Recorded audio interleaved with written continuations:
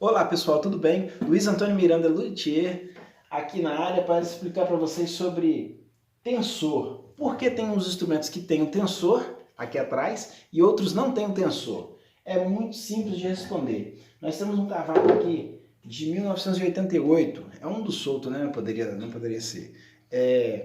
Que não tem esse tensor atrás. O braço está perfeito, eu só vou fazer a troca de traste e o cavalete está levantando aqui. O cavaco está bem velho, né? Eu vou ter que retirar o cavalete, colar novamente e fazer uma restauraçãozinha. Os trastes serão trocados e ponto final. Mas o objetivo final e o objetivo principal do vídeo é explicar por que alguns braços têm essa longarina e outros não. Por exemplo, há algumas madeiras que têm os veios cortados dessa forma aqui, ó. Aqui uma peça de cedro que vai virar tudo braço. Essa parte aqui, provavelmente eu não coloque tensor, porque os veios estão começando a querer ficar em pé. E aqui já está com os veios deitados. O que acontece?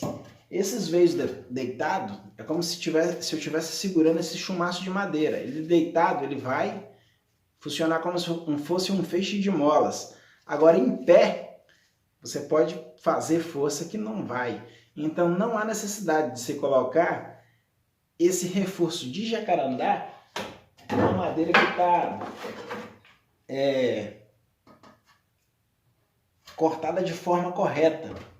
Então, a necessidade do tensor é justamente para isso. Tem muita gente que pensa, mas fica bonitinho e tal. Tá, tem muito cliente que pede porque fica bonitinho, mas a real mesmo é que você aumenta a resistência mecânica. Então, nós temos duas funcionalidades para o tensor.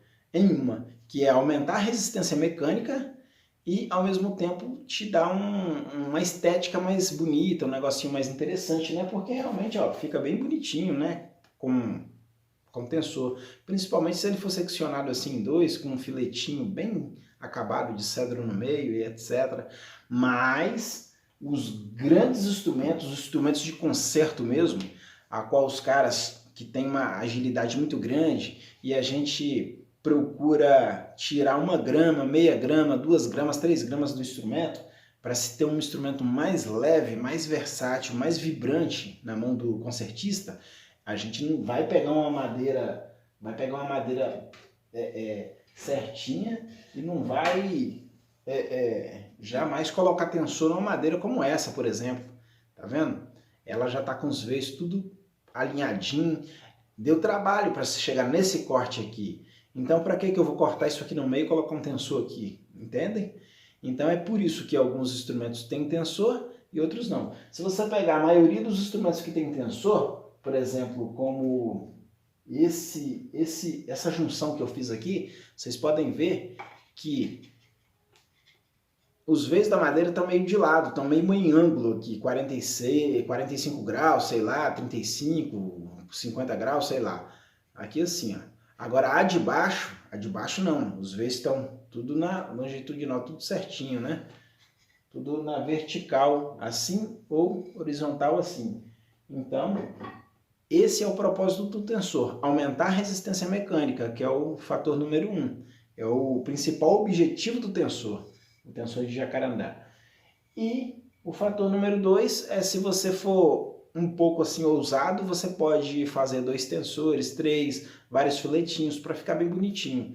E dá um up no instrumento, dá, fica legal sim. Mas lembrando que os grandes instrumentos de concerto não tem tensores, são feitos com a madeira mais selecionada, ou como se fosse a picanha do boi, a picanha da madeira. Por exemplo, você pega uma madeira dessa aqui todinha, você não vai conseguir tirar ela toda de braço top.